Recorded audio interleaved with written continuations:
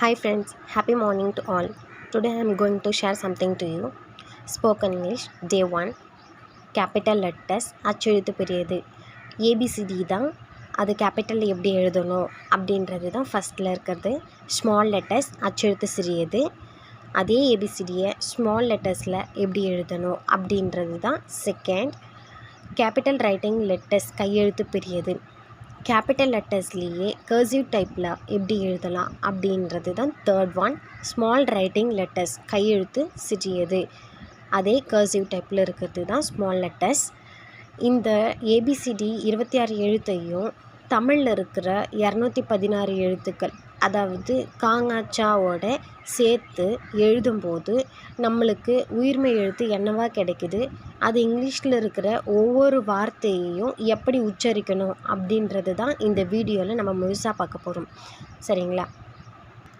Already நான் Day 1 ஷார்ட்ஸாக ABCD upload பண்ணியிருக்கேன். இது வரைக்கும் பார்க்கல அப்படின்னா போயிட்டு பாருங்கள். இது நான் ஏன் சொல்கிறேன்னா, எல்லாருமே கிண்டலாக சொல்லுவீங்க, ஏபிசிடி என்ன தெரியாததா என்னை பார்க்க சொல்கிறீங்க அப்படின்னு சொல்லிட்டு. இல்லை, இது மேக்ஸிமம் சின்ன பசங்களுக்கு யூஸ் ஆகலாம். இப்போது ஃபஸ்ட் ஸ்டாண்டர்ட் படிக்கிறவங்களுக்கு அந்த லெட்டர்ஸ் டைப்ஸ் எப்படி எழுதலாம், எப்படி படிக்கலாம் அப்படின்றது இதெல்லாம் ரொம்ப யூஸ்ஃபுல்லாக இருக்கும். ஃபஸ்ட் ஸ்டாண்டர்ட்னு இல்லை, மேக்ஸிமம் 5th ஸ்டாண்டர்ட் வரைக்குமே இது ரொம்ப யூஸ்ஃபுல்லாக இருக்கும்.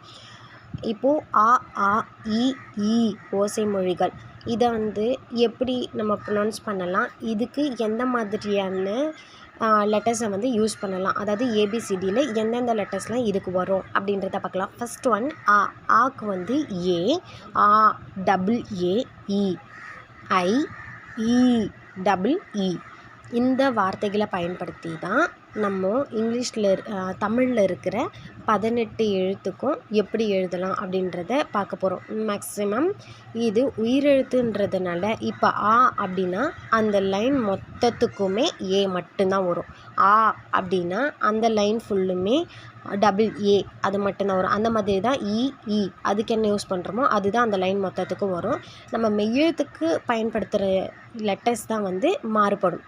அந்த லெட்டர்ஸ் என்னென்ன லெட்டர்ஸ் அப்படின்றதையே தெளிவாக பார்க்கலாம். இப்போது ஃபஸ்ட் ஒன் ஆவரிசை. ஆவரிசையில் இப்போது மெய்யெழுத்து 18. அந்த 18 மெய்யெழுத்துக்கு மட்டும் என்ன லெட்டர் வருதுன்றதை நம்ம தெளிவாக பார்த்துட்டா போதும். மீதி எதுவுமே நம்ம பார்க்க தேவையில்லை. ஏன்னா ஒரு லைனுக்கு நம்ம யூஸ் பண்ணுறது தான் மீதி இருக்கிற அந்த 11 லைனுக்கு யூஸ் பண்ண போகிறோம். ஏன்னா உயிரெழுத்து 12. அந்த 12ல் ஃபஸ்ட் ஒன் தான் நம்ம இப்போ பார்க்க போகிறோம்.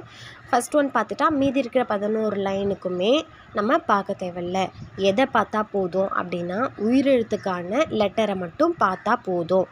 இப்போது இக்கு, கே, இங்கு, ஜி, என், இச்சு, எஸ். அதாவது இச்சுடைய சவுண்டை பொறுத்தும் அது சிஹெச்சாவும் மாறுபடும்.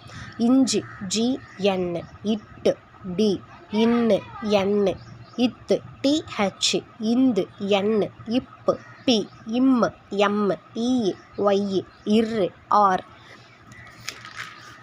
இல், எல், யு, வி, இல், ஜெட், ஹெச், இல், எல், இர், ஆர், இன், என். இதில் நம்ம ஒரு சிமிலாரிட்டிஸை பார்க்கலாம். என்ன அப்படின்னு பார்த்தீங்கன்னா, ஃபஸ்ட் ஒன்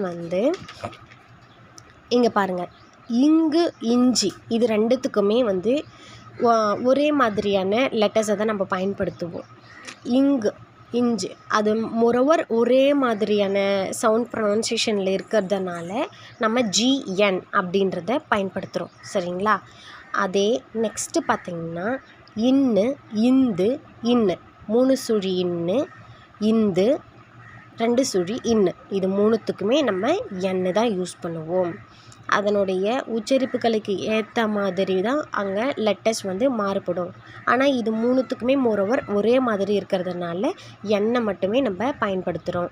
நெக்ஸ்ட்டு இப்போது ஆறு, சின்னரா பெரியரா, இங்கே இருக்கிற இருக்கும் லாஸ்ட் ஒன் 2 சுழி இன்னுக்கு மேலே இருக்கிற இருக்கும் ஒரே எழுத்து தான். அது என்ன அப்படின்னு பார்த்திங்கன்னா ஆறு.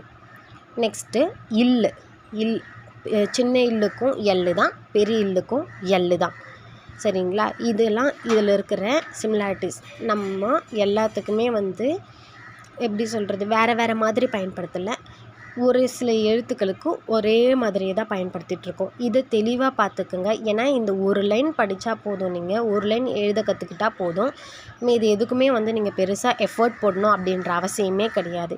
இப்போ முதல் வாக்கியத்தை பார்த்தீங்கன்னா, இக்கு ப்ளஸ் ஆ கே ஏ கா, இங்கு ப்ளஸ் ஆ ஜி என் ஏ ஞ, இச்சி ப்ளஸ் ஆ சா சா, அதை நான் சொன்னேன் இல்லைங்களா. இப்போ இச்சுன்றது இப்போ சாதாரணமாக சா அப்படின்னா சா, அது நம்ம மைல்டாக சொல்லுவோம், அப்போ எஸ் யூஸ் பண்ணலாம். இப்போது இச்சு ப்ளஸ் ஆ சா சா அப்படின்னு யூஸ் பண்ணுறதுனால அது சிஹெச்ஏ யூஸ் பண்ணுறோம். இஞ்சி ப்ளஸ் ஆ ஞ ஜிஎன்ஏ, இட்டு ப்ளஸ் ஆ டா டான்னு சொல்லலாம்.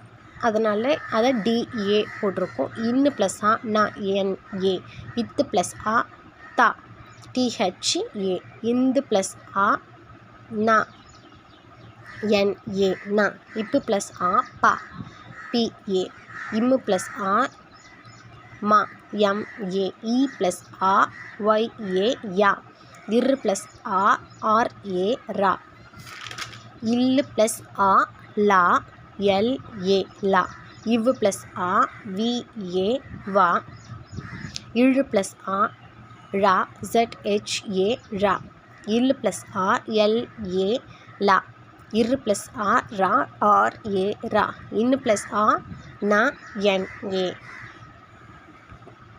இது ஆ ஆ இ ஈ, உ ஊ ஏ ஏ ஐ ஓ ஓ ஔ.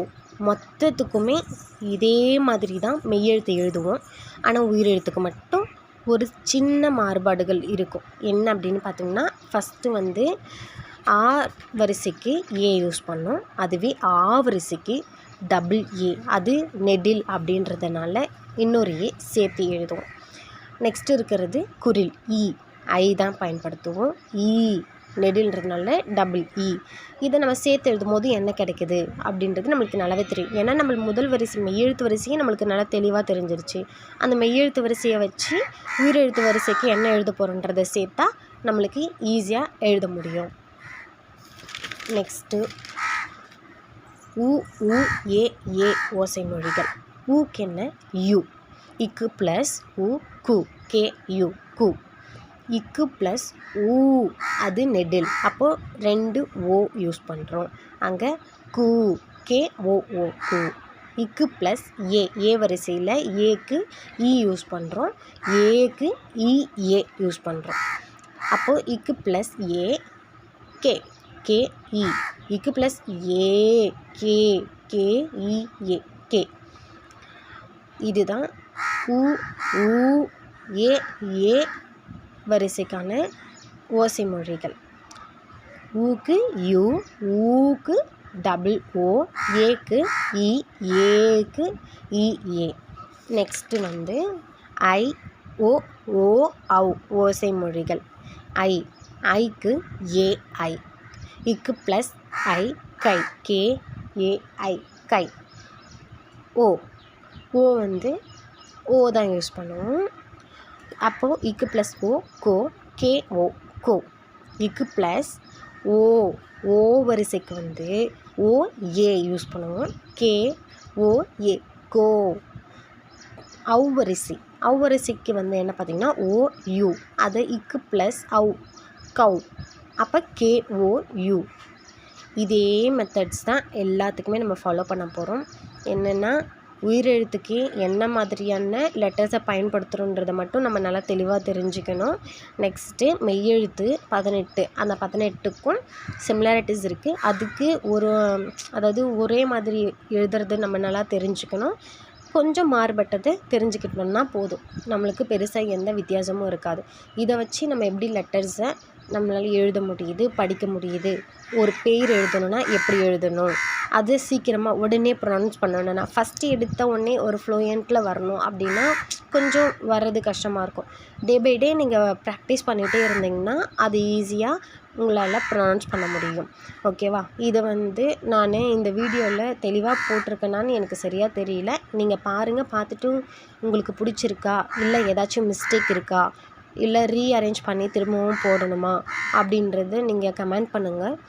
நான் நெக்ஸ்ட்டு வீடியோவில் வார்த்தைகளை எழுதி அது எப்படி உச்சரிக்கணும் அப்படின்றத உங்களுக்கு தெளிவான வீடியோவில் போடுறேன். இல்லை ஷார்ட்ஸாகவும் நான் உங்களுக்கு அப்லோட் பண்ணுறேன். Thank you so much all.